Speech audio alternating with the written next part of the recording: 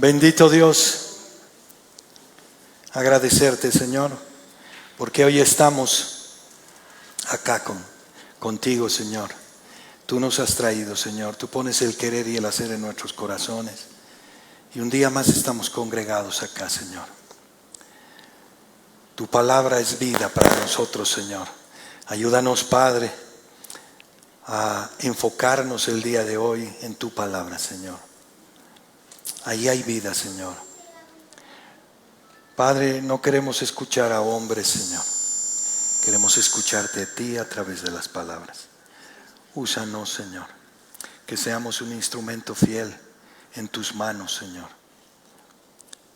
Te entrego esta prédica, Señor. Te entrego todas mis debilidades, Señor, mis torpezas. Ayúdame, Señor, a expresar lo que está en tu palabra, Señor. Ayúdame, Padre, en este tiempo, en este día, Señor, y cada día de nuestras vidas, Señor. Cada vida que está presente, Señor, dale un corazón enseñable, Señor. Ábrele los ojos, Señor. Estamos en tiempos difíciles, Señor, desde que tú te has ido, Señor. Desde que tú nos has dicho que era mejor que te vayas porque ibas a mandar al Espíritu Santo. Estamos viviendo ya esos tiempos, Señor. Este es un nuevo año, Padre, como todos los otros. A veces repetimos costumbres, Señor. A veces nos proponemos todos los años hacer algo, pero no desde el corazón, Señor. Ayúdanos a hacerlo para ti, Señor, en ti. Que sea un año distinto, Señor. Que no sea un año lleno de afanes, Señor. Que sea un año en ti, Señor. Todo el resto será añadido, Padre. Si tan solo te creeríamos, Señor. Si tan solo te obedeceríamos. Parece tan simple hablar, Señor. Tan difícil en nuestra vida, Señor. Esta humanidad, Señor. Este cuerpo. Difícil, Señor. Es un muerto que está encima de nosotros. Que nos habla todos los días. No creas esto. No leas. No, esto no es así.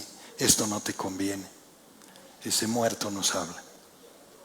Señor, ayúdanos a mirarte. A mirar solo tu palabra, Señor. En el nombre de tu amado Hijo Jesús. Amén. Pueden tomar asiento, mis queridos hermanos. Es un tiempo precioso en el Señor y tenemos que ser intencionales en prestar atención a la palabra del Señor. Por lo tanto, les pido poner en silencio los celulares.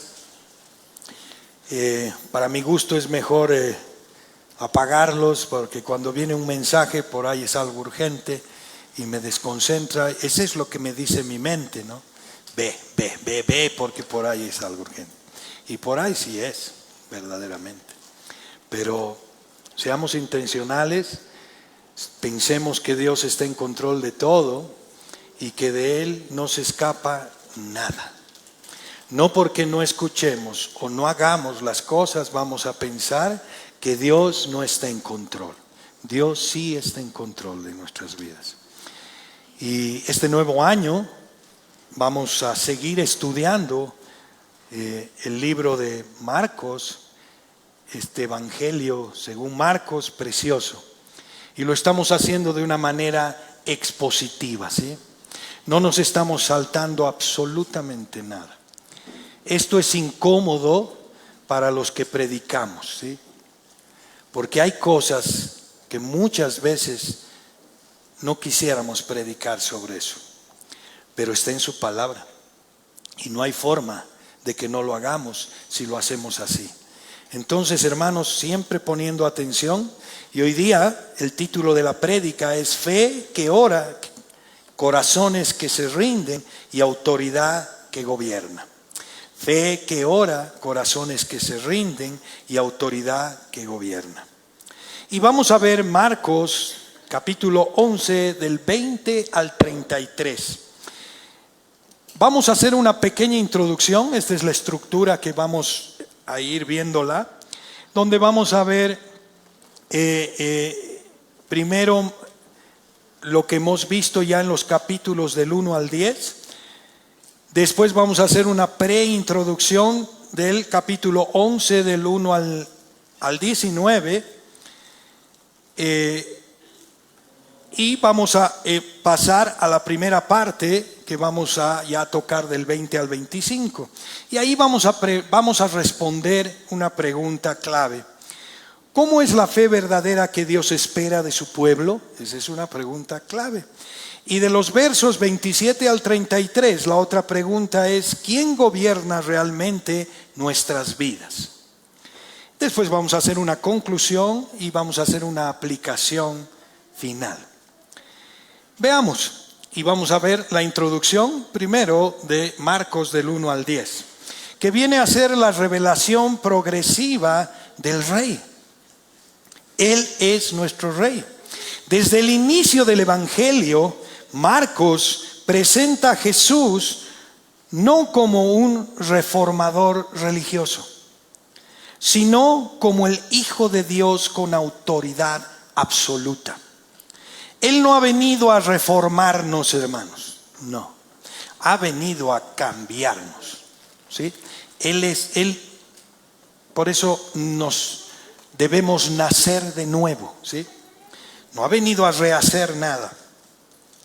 A lo largo de estos capítulos del 1 al 10, Jesús enseña con autoridad, no como los escribas. Libera a los oprimidos, sana a los enfermos y confronta el pecado. Redefine quién pertenece al pueblo de Dios. Eso es profundo, hermanos. Anuncia que el reino ha llegado. No es que va a llegar, no, ha llegado. Pero no como la gente lo espera, ¿sí? El reino de Dios ha llegado, pero no es como la gente lo espera. En Marcos 8 ocurre el punto de quiebre. Si alguno quiere venir en pos de mí, niéguese a sí mismo. Este es el punto de quiebre. ¿Por qué? Porque nos está tocando directamente a nuestro corazón. Si quieres seguirme, negate a ti mismo. Desde ese momento, el discipulado queda claro.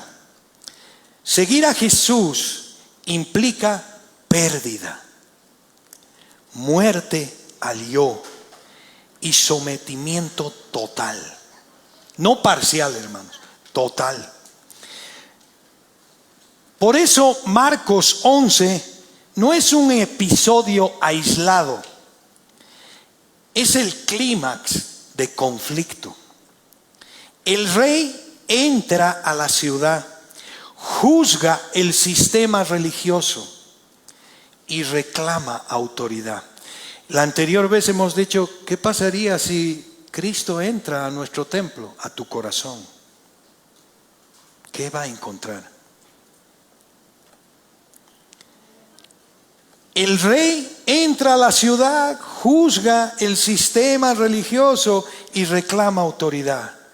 ¿Eres religioso? ¿Crees que porque venir acá ya es todo?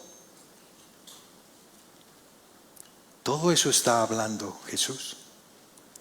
Y la preintroducción de Marcos de 11 del 1 al 19 es el juicio al templo y a la higuera, que lo hemos visto. Jesús entra a Jerusalén consciente y soberano. No es una víctima del sistema, es su juez, ¿sí? Él no es víctima, es el juez, es el rey. La higuera que hemos visto tiene hojas, apariencia de vida, se la ve viva, pero no tiene frutos. Y eso nos ha tocado a todos la anterior semana. ¿Qué frutos hay? Hay una esterilidad espiritual. El templo, después pasa al templo, tenía mucha actividad religiosa, mucha. pero había perdido su propósito misional. Ya no así el propósito de Dios. El principio teológico aquí es clave, que lo hemos dicho. Dios no evalúa por actividad, hermanos, sino por fruto. No es cuánto estás haciendo para Él. ¿Cuál es tu fruto? Porque yo me puedo llenar de conocimiento y no tener un solo fruto.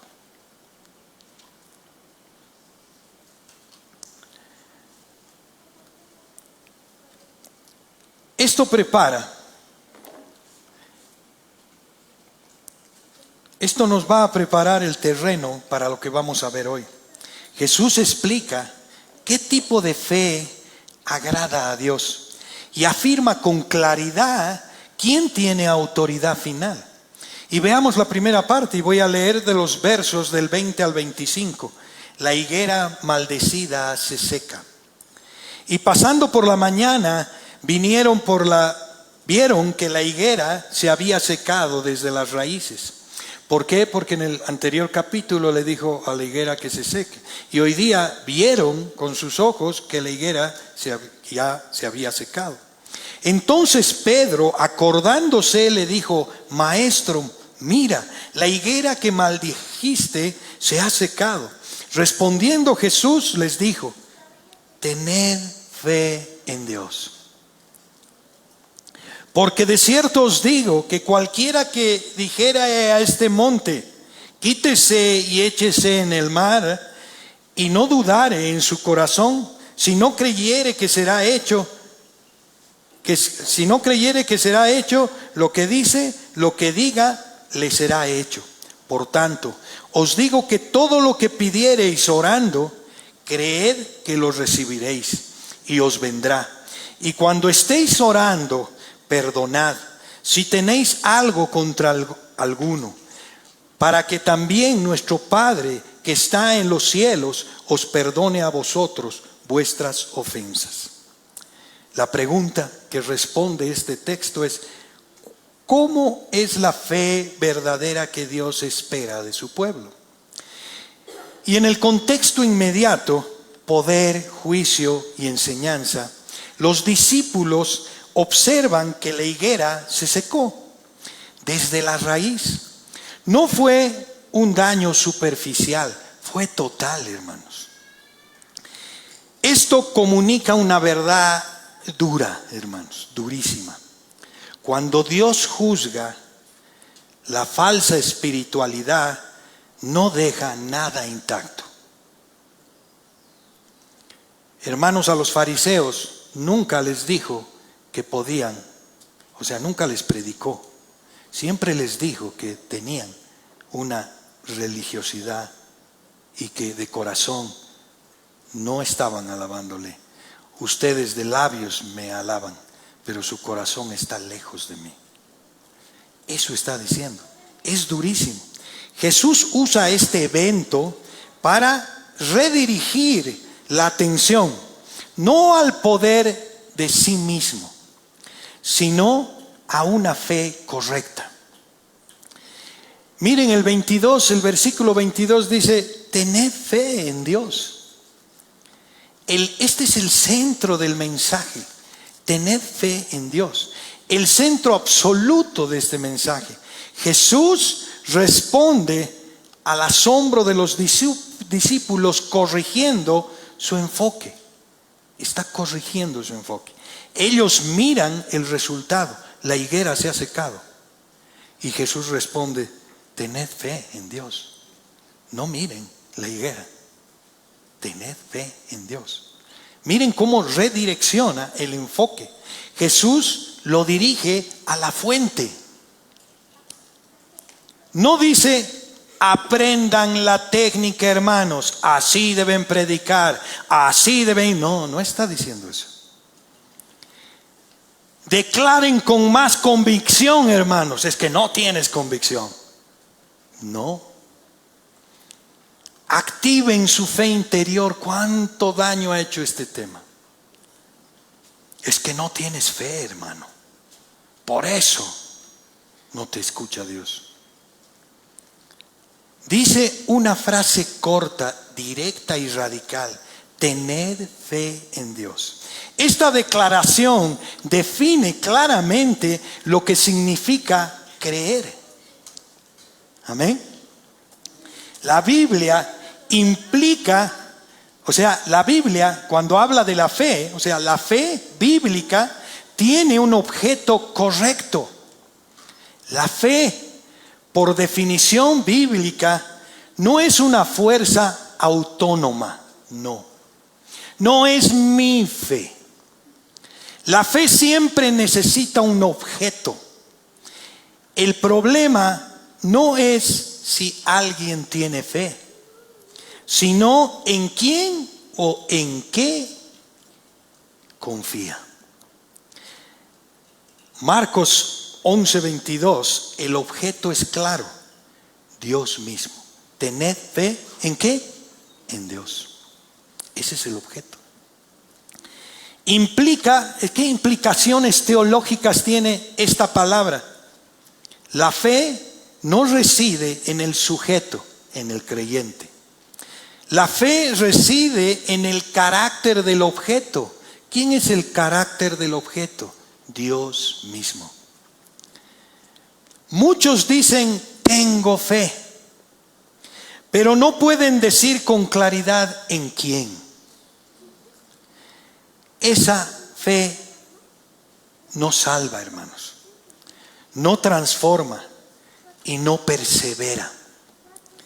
La Biblia, cuando habla de fe, de una fe bíblica, descansa en el carácter de Dios. Confiar en Dios significa o implica confiar ¿en qué? Su soberanía. ¿Confías en la soberanía de Dios cuando las cosas están al revés? Cuando todo te sale mal, ¿confías en su soberanía? ¿Confías en el objeto de la fe, en Dios? Su sabiduría. ¿O sigues discutiendo con Dios? No, esto no me parece tan sabio, Señor. Su bondad y su fidelidad. La fe verdadera entiende que Dios ve lo que nosotros no vemos. Nosotros solo vemos las circunstancias. Él ve mucho más allá. Sabe lo que nosotros ignoramos. Decide mejor de lo que nosotros decidimos. Basta de plan A, B, C, D. No, Él solo tiene un solo plan. Y ese plan es perfecto. Creer en Dios significa, hermanos, renunciar ¿a qué? Al control absoluto. Cada uno de nosotros, el problema de fondo, y por eso viene la ansiedad, el estrés, es que queremos controlar las cosas. El 80% de las cosas que pensamos no podemos controlar. ¿Qué podemos hacer con nuestros hijos? ¿Qué va a ser el futuro de mi hijo? ¿Qué puedo yo hacer? Lo único que debo hacer es lo que debo hacer hoy. Y es predicarle la palabra de Dios. Y confiar en que Dios algún día, si está dentro de su soberanía y su voluntad, le va a abrir los ojos.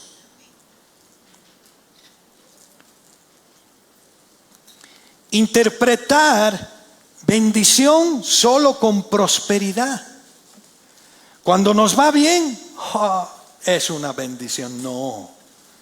También el otro lado es una bendición en nuestras vidas, porque Él es soberano. Reducir a Dios a un medio para un fin. Yo voy a Dios porque busco algo. La fe no le dice a Dios qué hacer, hermanos. La fe descansa en que Dios sabe lo que hace. Dios sabe lo que hace.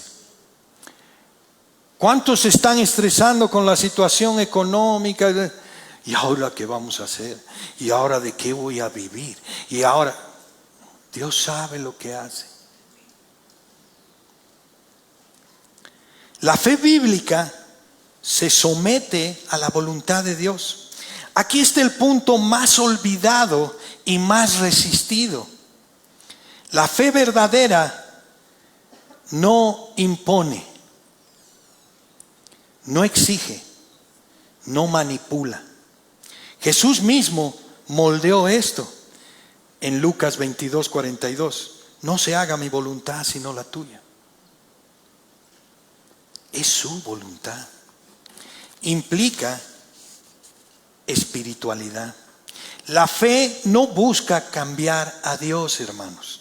No busca pulsetear con Dios. La fe permite que Dios nos cambie, porque confío en Él. Una fe que solo funciona cuando Dios dice sí, no es fe bíblica. Es conveniencia espiritual, hermanos. ¿Por qué Jesús dice esto en este contexto? Y es bueno preguntarse. Jesús acaba de juzgar una higuera sin fruto. Confronta una religión sin vida. Expone una fe externa. Por fuera me veo bien, pero por dentro no creo. Ahora enseña que la fe que agrada a Dios no es visible primero en milagros, hermanos. No, sino en dependencia real. Y aquí les pongo un cuadro comparativo donde cuál es la fe verdadera versus la fe vacía. Y aquí nos va a ayudar Nati a poner ese cuadrito. Este cuadro está dividido en dos, donde está la fe verdadera y la fe vacía, religiosa o emocional. La fe verdadera tiene como objeto a Dios mismo. Ten fe en Dios. La fe vacía tiene como objeto el resultado. Si Dios no me da lo que yo he pedido, ya no creo, es vacía. La fe verdadera confía en el carácter de Dios. La fe vacía confía en la intensidad del creyente. ¿Cuánta fe tienes? Intensidad. Me baso en mí. La fe verdadera se somete a la voluntad de Dios. Sometimiento. La fe vacía intenta imponer su voluntad. Señor, he hecho esto, bendícelo. Ni le he preguntado. Aunque sean cosas buenas, hermanos.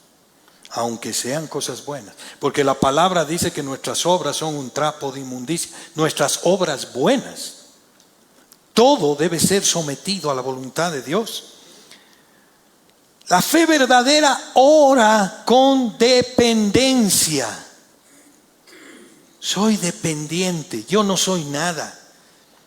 La fe vacía ora con exigencia. Señor, dame. Señor, quiero. La fe verdadera acepta el no de Dios.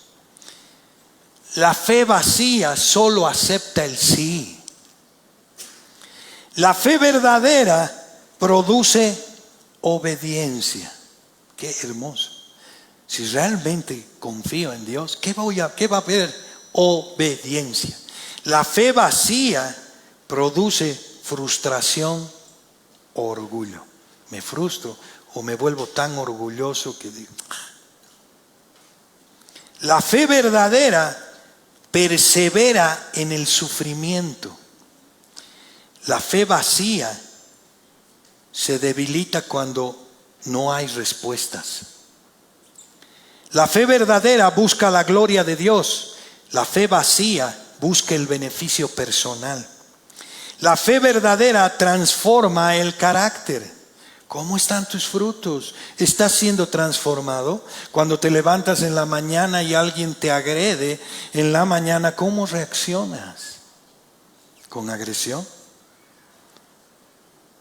¿Cuál es tu fruto? Ahí es donde están los frutos, no acá, hermanos. Acá todos parecemos santos. La fe vacía solo busca cambiar circunstancias. La fe verdadera conduce a la humildad.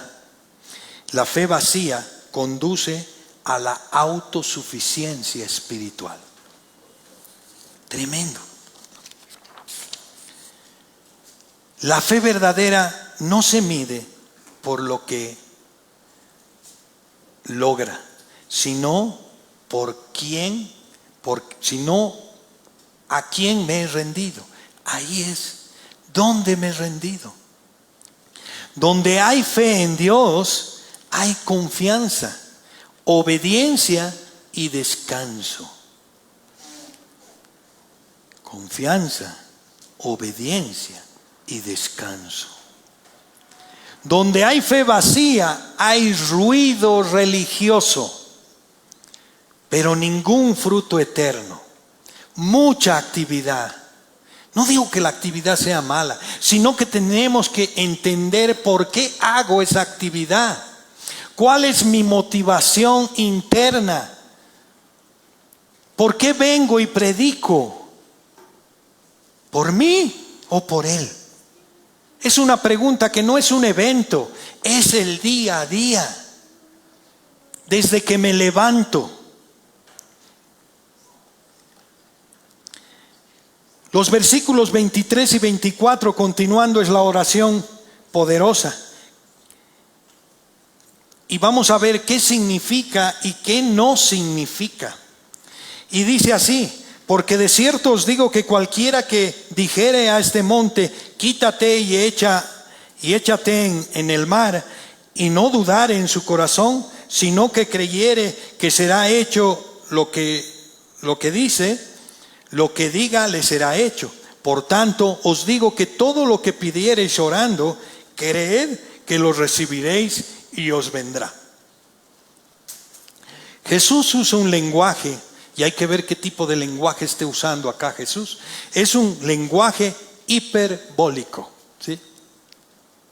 Está agrandando algo para que lo veamos. Para enseñar una verdad espiritual profunda. Y vamos a ver, primer error, creer que Dios promete cumplir cualquier deseo humano. Ese es el primer error. Eso contradice toda la Escritura. Por eso es tan importante leer la Escritura. Porque si yo leo este versículo, entonces todo lo puedo. Pero si yo saco de contexto este versículo, pues me va a servir de pretexto para entender mal. Dios no es siervo del hombre, hermanos, no. La oración no redefine la soberanía divina. La fe no obliga a Dios a nada. Una fe que exige en lugar de confiar no es fe. Es orgullo espiritual con lenguaje religioso. Yo oro, hermano. Es un lenguaje religioso, pero no es fe. Segundo error, pensar que Dios actuará contra su voluntad. Dios no concede lo que destruye nuestra alma, hermanos. No. Nada que nos destruya va a concederlo. Nada, no concede nada que alimenta nuestro ego, nuestro yo. Nada. No concede lo que contradice su santidad. No. Voy a poner una licorería. Y bendice, Señor. No hay coherencia, ¿no? La fe verdadera siempre está alineada al carácter y a los propósitos de Dios, siempre. Error 3, creer que esta promesa no es para nosotros. Entonces esta promesa no es para nosotros. ¿Para quién sería? Jesús incluye a todos. Y eso es a todos, a cualquiera. La fe no depende del tamaño, sino de la dependencia. ¿Cuán dependiente estás de Él? Si tú eres totalmente dependiente, no vas a cometer los errores que has visto arriba. No, porque vas a conocer quién es Él. No es que tengamos poca fe, hermanos. Muchas veces tenemos demasiada confianza en nosotros mismos. Ese es el problema, nuestra confianza en nosotros mismos. Y aquí viene un énfasis mayor cuando en el 25 y 26 dice: y cuando estéis orando, porque continúa, perdonad si tenéis algo contra alguno, para que también vuestro Padre que está en los cielos os perdone a vosotros vuestras ofensas. Porque si vosotros no perdonáis, tampoco vuestro Padre que está en los cielos os perdonará vuestras ofensas. Miren lo que mezcla acá. Aquí está el corazón que ora. Es un corazón que ora y debe ser un corazón reconciliado con Dios, alineado con Dios. Este texto realmente es clave, hermanos, y muchas veces ignorado. ¿Por qué? Porque nos gusta leer cosas. Yo todo lo puedo. Yo puedo, si digo a ese monte, allá, acá, se hace porque tengo fe. Y ahora veamos más abajo qué dice, ¿no ve? ¿Qué está relacionando con qué? Acá dice un corazón reconciliado. Jesús está conectando directamente, hermanos, fe, oración y perdón. Fe, oración y perdón. No hay fe auténtica sin una vida transformada. Si Dios no te ha transformado y no has nacido de nuevo, no tienes fe auténtica. Tienes una fe tóxica. En el contexto judío, el perdón, en el judaísmo, el perdón estaba ligado al templo, a los sacrificios, ¿o no? Para ser perdonados, ¿qué tenían que hacer? Sacrificios. Los rituales externos, lavado de manos, todo era externo. Jesús está rompiendo este esquema. El problema no es el ritual, hermanos, es el corazón. Yo puedo estar aquí sentado y ritualmente está atendiendo el hermano y mi mente está en otro lado. ¿Dónde está tu corazón?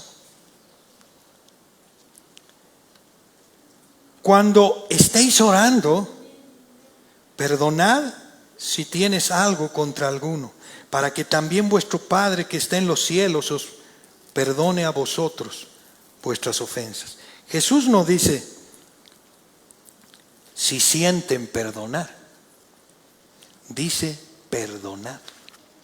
No te está dando la posibilidad de un pretexto.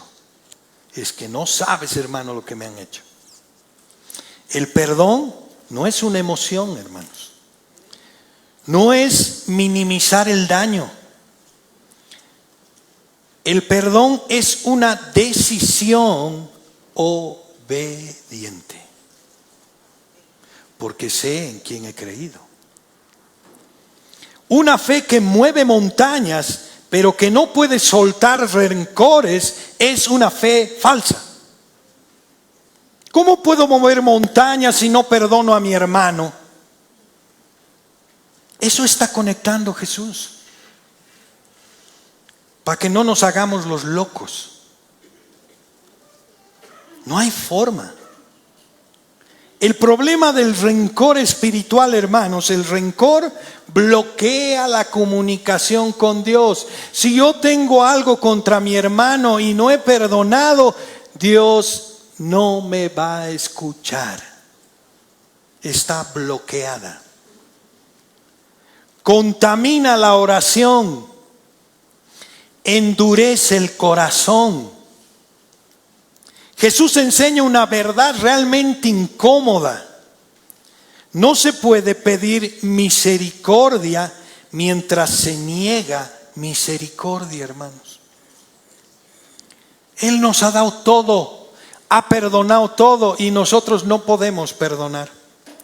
El versículo 26 es una advertencia seria, porque si vosotros no perdonáis, tampoco vuestro Padre que está en los cielos os perdonará vuestras ofensas. Es serio, hermanos.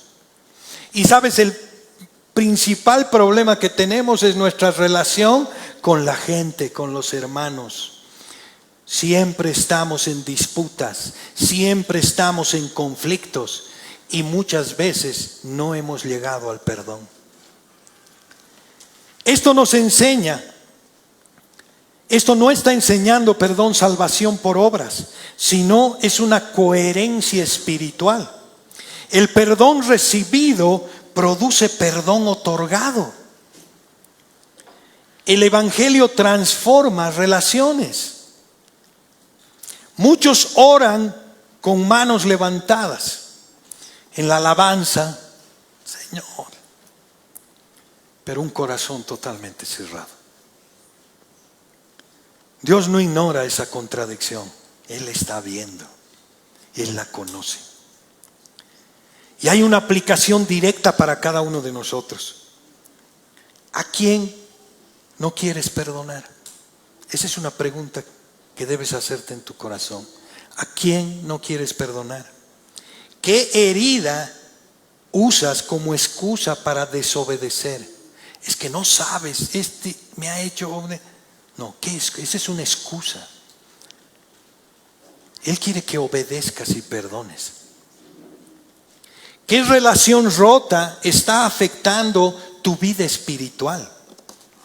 No podemos irnos sin analizar eso.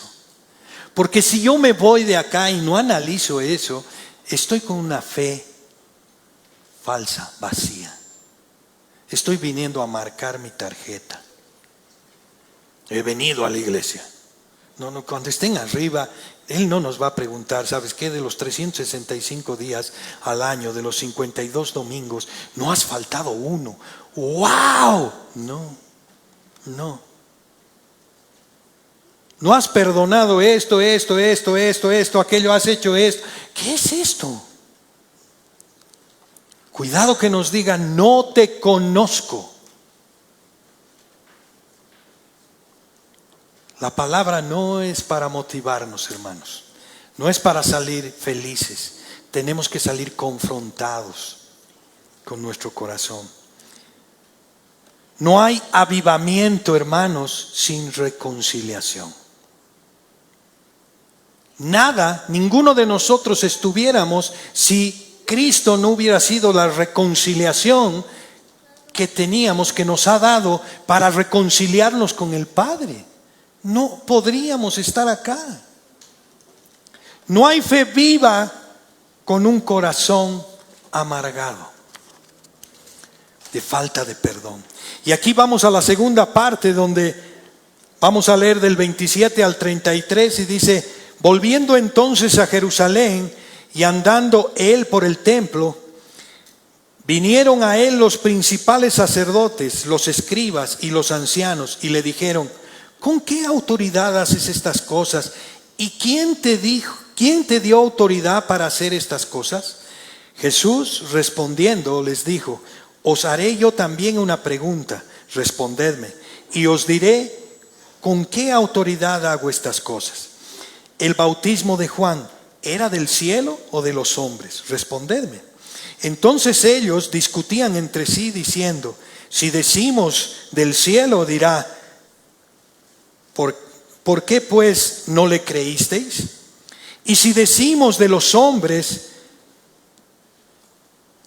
pero temían al pueblo, dice, ¿no? ¿Qué le decimos?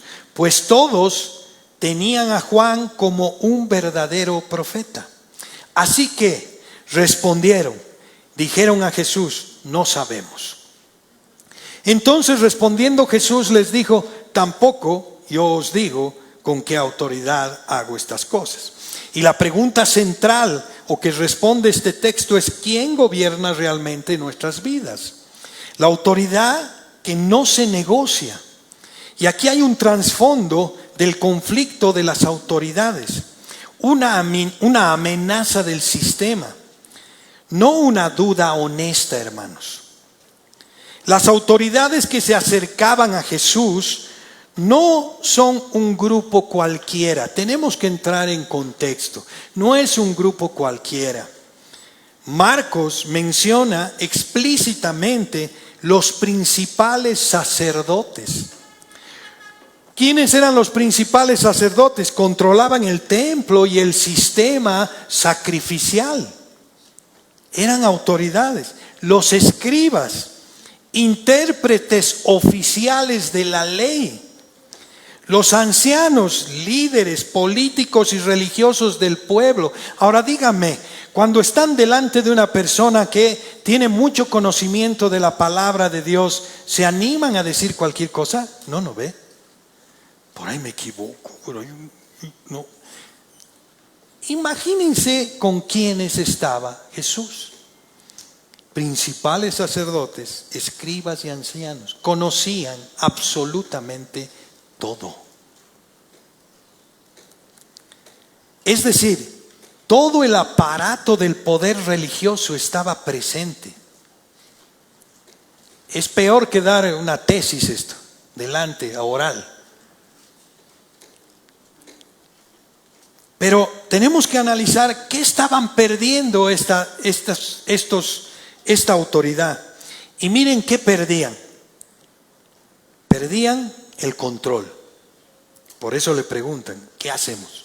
Si le digo esto, entonces esto. Si le digo esto, entonces mejor le digo no sé. Ahora, ¿qué perdían? ¿Por qué no respondían? Jesús enseñaba, o sea, perdían control. Jesús enseñaba, hermanos, sin pedir permiso.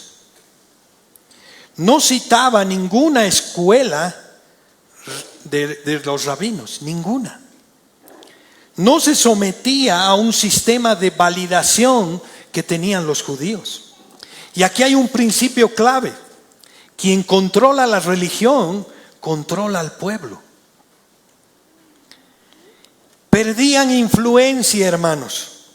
Las multitudes escuchaban a Jesús con asombro, con esperanza y con obediencia.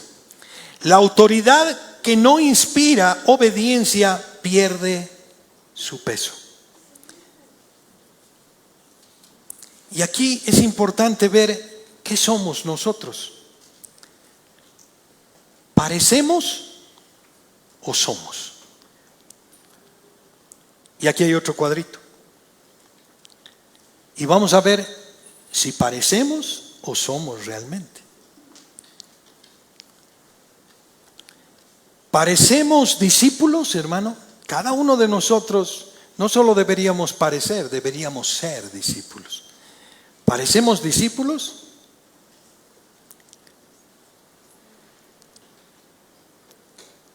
Pero no somos. Pero evitamos la obediencia costosa, ¿sí? Nos decimos discípulos, pero no obedecemos. Entonces no somos discípulos. Parecemos espirituales, hermanos, pero reaccionamos como el mundo. Parecemos rendidos, pero dependemos de nuestro control. Parecemos conocer la palabra, pero no la practicamos. Parecemos confiar en Dios, pero dependemos de nosotros mismos. Parecemos amar la verdad, pero huimos cuando nos confronta la verdad. Parecemos seguir a Cristo, pero negociamos su señorío. Parecemos tener autoridad espiritual, pero no inspiramos obediencia ni en nosotros mismos. Esto es durísimo, hermano, para nosotros. Lo mismo que ha debido ser para los fariseos. ¿Qué más perdían, hermanos? Perdían legitimidad. Si Jesús era reconocido como enviado de Dios, su autoridad quedaba expuesta como falsa. Eso es lo que estaban perdiendo. Su liderazgo quedaba en evidencia. Su sistema quedaba obsoleto. Cuando la verdad aparece, hermanos, los sistemas construidos sobre poder humano comienzan a temblar. La verdad nos hace libres, pero todo nuestro sistema comienza a temblar porque nos va a destrozar. Jesús amenazaba ese sistema. Jesús no amenaza con violencia, hermanos, sino con verdad y autoridad real. Eso es más peligroso para un sistema corrupto. El problema nunca es doctrinal. Fue quién tenía el derecho de mandar, quién mandaba. La pregunta que revela el corazón de esto es: ¿con qué autoridad haces estas cosas? Miren lo que le preguntan. ¿Con qué autoridad haces estas cosas? Esta pregunta, hermanos, no nace de la ignorancia porque ellos conocían absolutamente todo. Nace de la resistencia que tenían y no querían obedecer. En el contexto cultural, esta pregunta, en el judaísmo del siglo I, es que ningún maestro enseñaba sin autorización formal. Jesús no la tenía. Y miren lo que están viendo ellos, por eso preguntan. La autoridad se derivaba de una cadena rabínica conocida. Jesús rompe ese esquema, enseña con autoridad propia, actúa como dueño del templo, juzga sin pedir permiso. Eso es intolerable para ellos. La intención del corazón, Jesús conoce sus corazones. No busca responder información, no busca esa pregunta eso. Busca exponer motivaciones. Ellos querían forzarlo a autoincriminarse, encontrar algo en él para juzgarlo, acusarlo de blasfemia, quitarle legitimidad ante el pueblo. Miren qué pregunta. Todo encierra esto, esa pregunta. ¿Con qué autoridad enseñas? No toda pregunta, hermanos, espiritual es una búsqueda de la verdad. Aquí está el tema. Algunas son estrategias para preservar el poder. Esta afirmación no es retórica, hermanos. Es un diagnóstico directo del corazón humano frente a la autoridad de Dios. En los versos 27-33 de Marcos, las autoridades no se acercan a Jesús para aprender, sino para controlar el resultado. Ellos querían controlar esto que se les iba de las manos. La pregunta es espiritual en su forma, pero política en su intención. Cuando la pregunta no busca luz, sino control, hermanos. Y escuchen bien, la autoridad preguntan, ¿con qué autoridad haces estas cosas? La pregunta parece legítima, pero el corazón ya ha decidido no obedecer. No busca discernir la voluntad de Dios, no está buscando eso, sino evaluar a Jesús y la amenaza de su posición. Cuando la obediencia no está en la mesa, la pregunta se vuelve una herramienta de defensa. Y un ejemplo real para ilustrarlo. Hay personas que preguntan, ¿realmente la Biblia dice esto? No porque quieran obedecer, hermanos, sino porque esperan encontrar una grieta que les permita seguir estando como están.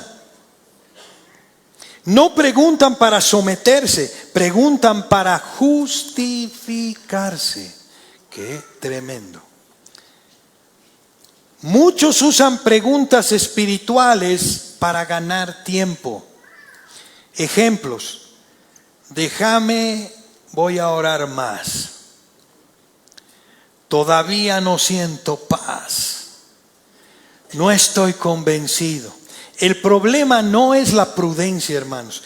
Es que la obediencia ya fue propuesta indefinidamente. No voy a obedecer. Cuando alguien sabe que debe restaurar una relación, dejar una práctica pecaminosa, tomar una decisión clara, pero sigue preguntando lo mismo año tras año, la pregunta ya no es búsqueda, es resistencia.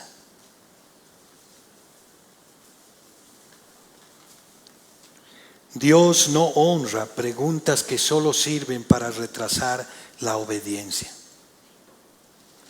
Los fariseos no podían aceptar a Jesús sin perder prestigio, autoridad y reconocimiento. Por eso preguntaban desde el miedo. Personas que preguntan, y esto puede estar en la iglesia, personas que preguntan, ¿siempre se hizo así? Personas que dicen, ¿quién autorizó este cambio? ¿Por qué ahora hay que hacer esto distinto? No porque el cambio sea antibíblico, sino porque amenaza su lugar, su influencia o su tradición. Cuando la tradición se vuelve intocable, deja de ser herencia y se convierte en un ídolo. Hay preguntas que no buscan ser confrontadas, sino confirmadas. Ejemplos. ¿No crees que Dios entiende mi situación? Dios conoce mi corazón, ¿no? Son frases piadosas, hermano, pero muchas veces significan, quiero seguir igual sin sentir culpa.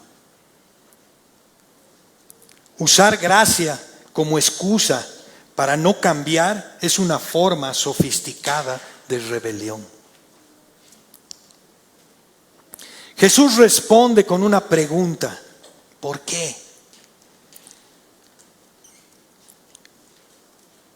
Jesús no alimenta juegos de poder. Jesús no discute con corazones endurecidos. Jesús no se somete a tribunales injustos. Cuando Jesús no responde directamente, no es falta de claridad, es juicio al corazón directo de quienes preguntaban. Y vienen las preguntas para nosotros, hermanos. ¿Estoy preguntando para obedecer o para evitar cambiar? ¿Por qué pregunto? ¿Qué verdad ya conozco pero sigo analizando? Hay tanta verdad para hacerla en la palabra, tanto por obedecer, pero ¿qué perdería si obedezco hoy? Esa es una pregunta buena. La diferencia entre un discípulo y un religioso no es que uno pregunta y el otro no. Es que uno está dispuesto a obedecer antes de preguntar. Hay preguntas que nacen de la fe y hay preguntas que nacen del miedo a perder el control. Dios no se revela más a quien ya decidió no rendirse. No se va a revelar porque tu corazón ya ha decidido a no obedecer. Porque la verdad, hermanos, no se negocia. La verdad no va a ser negociada con corazones que solo quieren conservar el poder. Y hay varios ejemplos en la palabra. Y les voy a dar uno. Herodes, 1 o 2. Herodes Antipas. La curiosidad espiritual sin arrepentimiento. Esto está en Lucas 23 del 6 al 12 y en Marcos 6 del 14 al 29. Léanlo cuando vayan a sus casas, como la iglesia de Berea. Iban y confirmaban lo que estaban escuchando. El cuadro bíblico de estos pasajes es que Herodes quería ver a Jesús. Había oído mucho de él. Tenía interés espiritual, pero no obediencia. Lucas dice que esperaba ver alguna señal. Le hizo muchas preguntas. Jesús no respondió nada. Herodes no buscaba la verdad, buscaba un entretenimiento espiritual. Jesús para él era un fenómeno, un espectáculo, un posible milagro personal. La curiosidad espiritual sin arrepentimiento no produce revelación. Hay personas que les gusta escuchar prédicas, les interesa lo sobrenatural, que quieren ver algo de Dios, pero no están dispuestas a cambiar. Jesús no se revelará a quien solo quiere experiencias sin transformación de corazón. ¿Busco a Cristo por quién es o por lo que puede hacer? Directo. ¿Me atrae más el milagro que el Señor?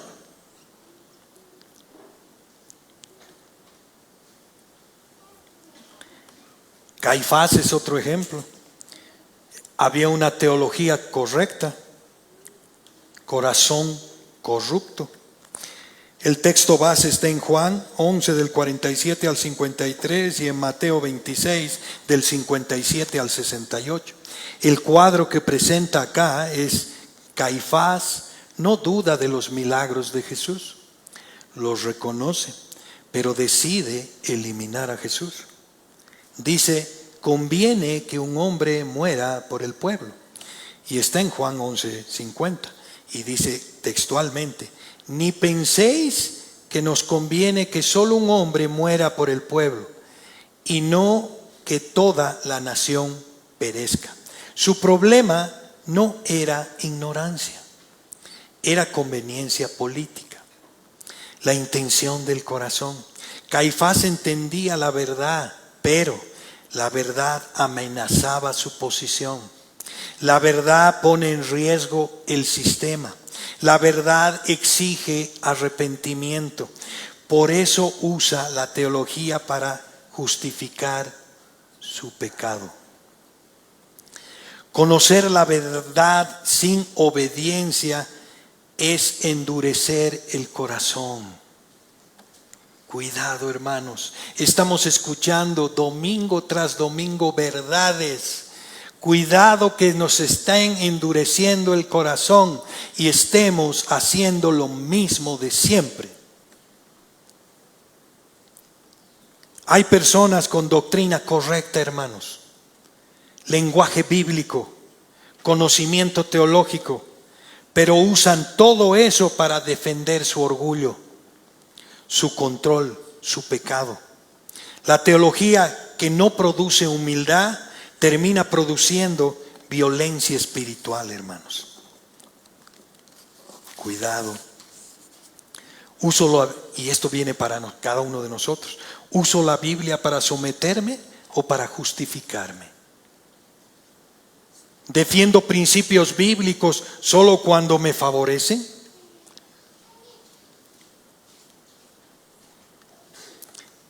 Tenemos que revisar cada uno de nuestros corazones. ¿Qué estamos haciendo con la palabra?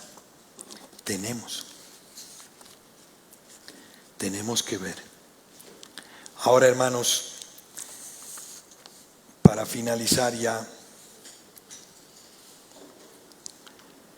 esta conexión final de Marcos con los ejemplos que les he dado, Herodes, Caifás, y había más, revisen Pilato también, y las autoridades del templo tenían algo en común. ¿Qué era ese algo en común? Preguntaban, analizaban, deliberaban, pero ninguno se rendía. Ninguno. Dios no se revela más a quien ya decidió no obedecer. Porque la verdad no se da para debatirla, hermanos, sino para rendirse a ella. No se debate, me rindo.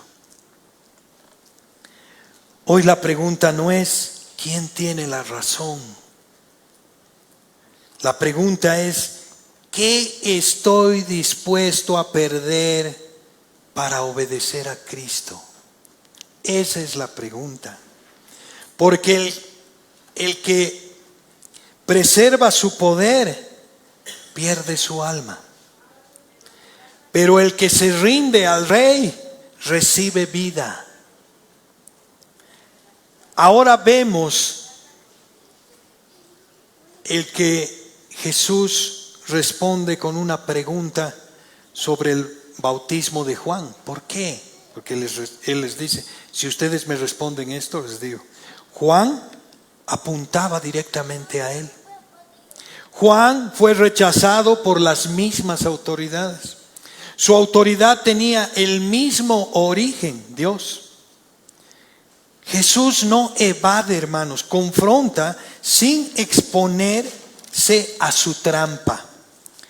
Principios que revela, la verdad no se impone a corazones cerrados. La autoridad no se discute, hermanos, se reconoce. El que rechaza la luz no recibe más luz.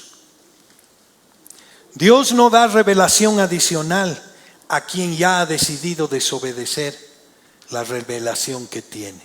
Tenemos tanta revelación en la palabra y no la obedecemos. Ese silencio revela nuestra rebeldía. Cuando callar es una decisión espiritual, ellos guardan silencio. Pero ese silencio no es neutral, hermanos. ¿Por qué callan? No quieren comprometerse. Si dicen que Juan venía de Dios, Jesús quedaba validado. Si dicen que Juan venía de Dios, ellos quedaban condenados. No querían someterse. Reconocer a Juan implicaba arrepentimiento. Y el arrepentimiento siempre cuesta poder. No querían perder el control. Prefieren la ambigüedad antes que la obediencia. El silencio frente a Cristo no es prudencia, hermanos. Es resistencia disfrazada de neutralidad. ¿Nos estamos resistiendo a Cristo? ¿A su verdad? El mismo conflicto en otro escenario. Este pasaje no solo confronta a los fariseos, confronta a la iglesia actual. Es fácil decir, Jesús es mi Rey. Cristo gobierna mi vida. ¿Cuántas veces está eso en nuestra lengua? Pero difícil soltar control real. Renunciar a tradiciones humanas. dejar pecados que ya nos incomodan.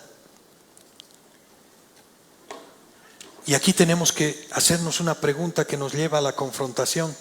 ¿Qué áreas de nuestra vida no están bajo el gobierno de Cristo? No se trata de pecados escandalosos únicamente, hermanos, ni de errores visibles. Muchas veces son decisiones financieras, relaciones que no queremos soltar, actitudes orgullosas, maneras de hacer iglesia sin depender de Cristo. Podemos hacer iglesia sin Cristo, hermanos.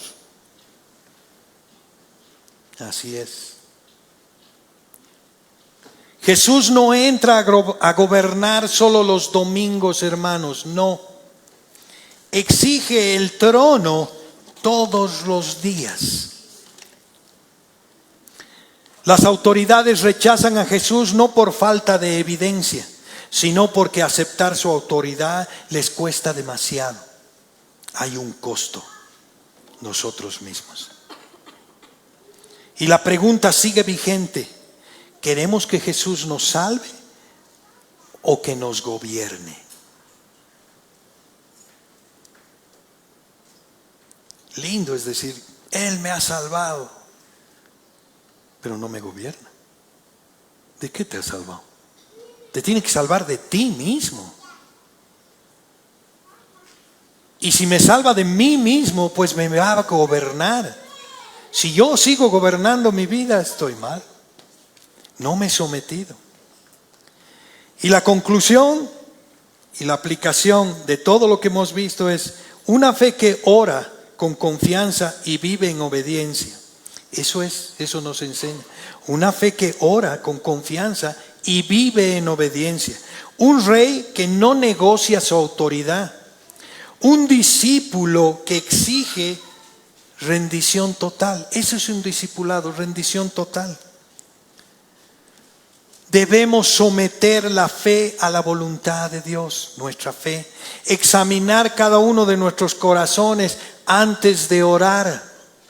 Rendir áreas no perdonadas con nuestros hermanos. Restaurar relaciones, hermanos. Vivir bajo el señorío de Cristo. Dejar aquello que sabemos que no agrada a Dios. Sabemos, hermanos, no nos hagamos los locos. Tenemos que ver la luz de su palabra. Porque es para nosotros, para cada uno de nosotros. La fe que no perdona no es bíblica, hermanos. Y Jesús, que no gobierna, no es el rey del evangelio. Si Jesús no está gobernando tu vida, no es el rey. No es el rey de tu vida. Y hermanos, hoy día tenemos la Santa Cena y esta prédica nos tiene que llevar a reflexionar. Una mesa de gracia, no de corazones endurecidos, hermanos. Hemos leído el texto de Marcos.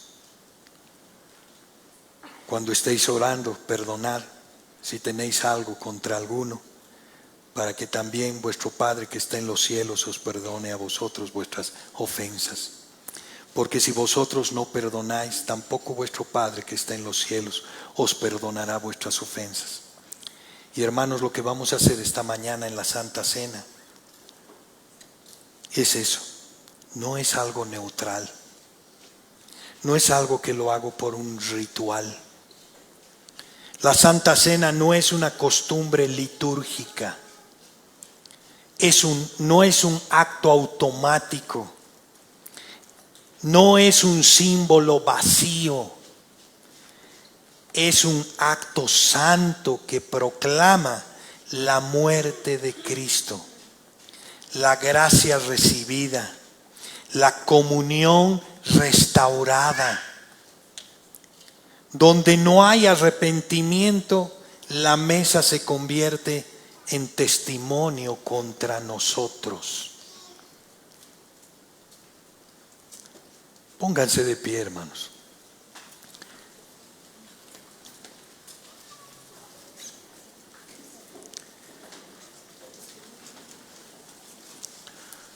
Pónganse de pie antes de orar, antes de participar de la Santa Cena, después de entender lo que la Santa Cena no es neutral en nuestras vidas. El perdón como condición relacional, hermanos, no como mérito propio.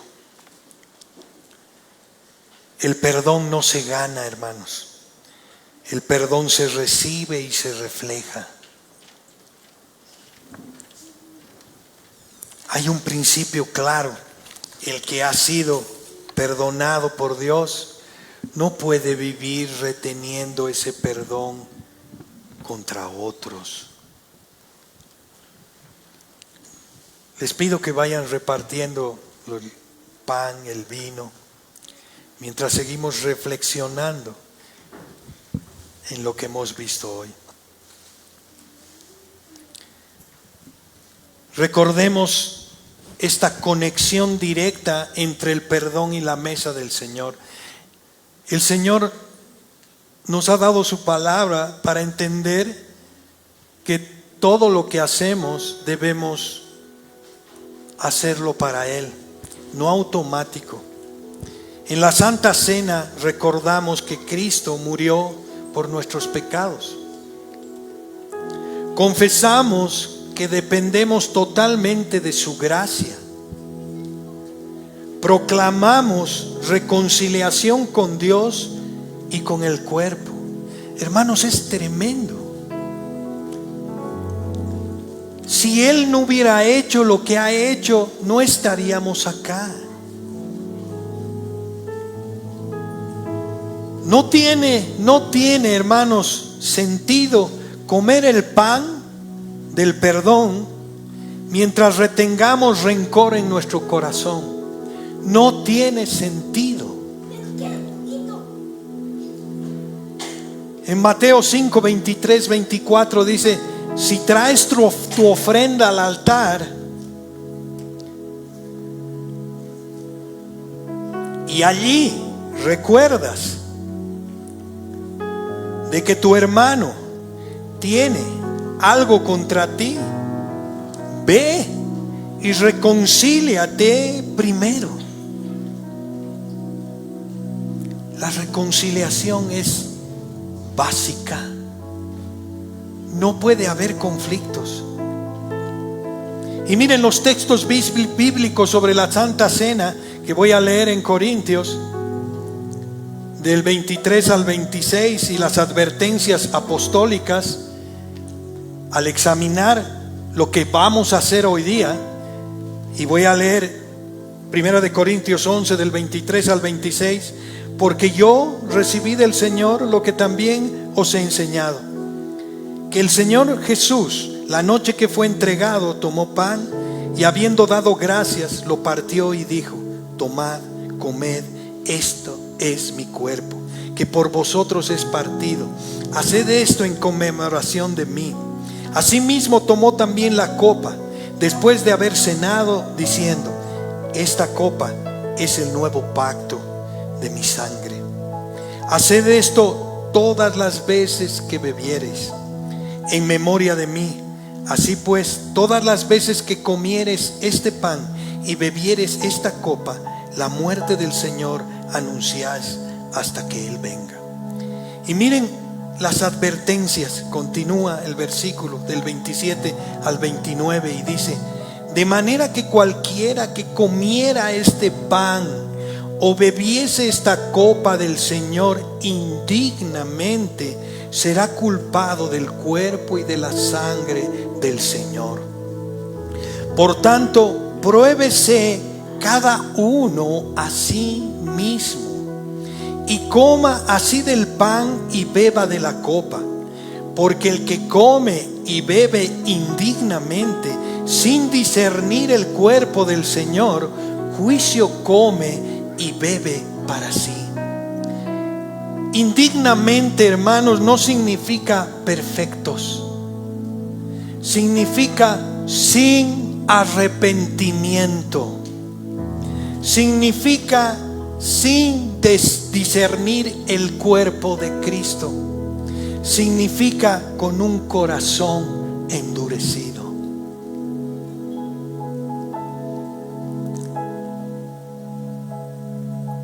Hoy no se nos pide, hermanos, recordar viejas heridas. No se nos pide justificar ofensas. No se nos pide minimizar el dolor. Se nos llama a soltar el derecho a la venganza. Se nos llama a rendir el rencor al Señor. Se nos llama a elegir obedecer, aunque cueste. No perdonamos porque el otro lo merezca, hermanos. Perdonamos porque nosotros hemos recibido ese perdón que no merecíamos. Y fuimos perdonados. Hermanos, tenemos que examinarnos. Quiero que realmente toda la congregación, cada hermano, guarden silencio y reflexionen. ¿A quién no he perdonado? ¿Qué herida sigo usando como excusa? ¿Qué relación rota tengo y que el Espíritu Santo me trae a mi memoria? Mediten un minuto, hermanos, en oración, porque esto no es un rito, es sometimiento a Él, arrepentimiento, dependencia. Mediten, hermanos. Hagamos lo que el Salmo 139 del 23 al 24 dice: examíname, oh Dios, conoce mi corazón, pruébame y conoce mis pensamientos, y ve que hay en mi camino de perversidad, y guíame en el camino eterno. Reflexionen, hermanos.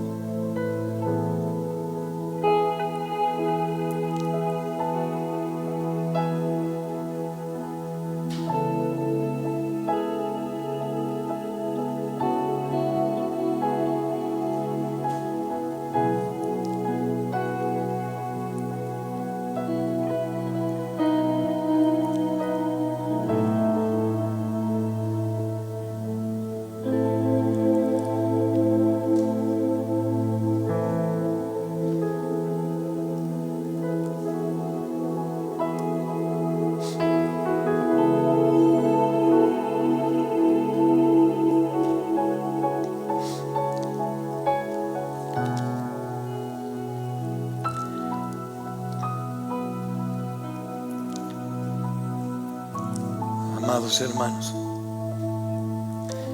esta mesa no es para los que se creen justos, hermanos. Es para los que reconocemos nuestra necesidad. Necesitamos su gracia. Pero no es una mesa de corazones cerrados, hermanos. Es una mesa de reconciliación. En Lucas 22 del 19 al 20 dice: y tomó el pan y dio gracias y lo partió y les dio, y les dio diciendo: este es mi cuerpo, que por vosotros es dado. Haced esto en memoria de mí. Pueden comer el pan.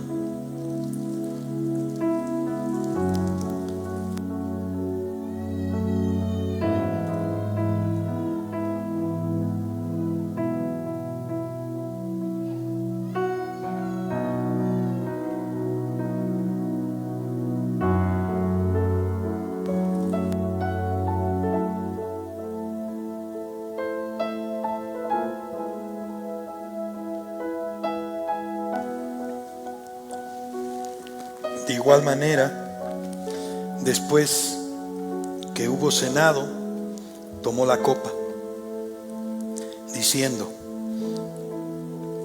esta es la copa del nuevo pacto en mi sangre, que por vosotros es derramada. Pueden tomar la copa.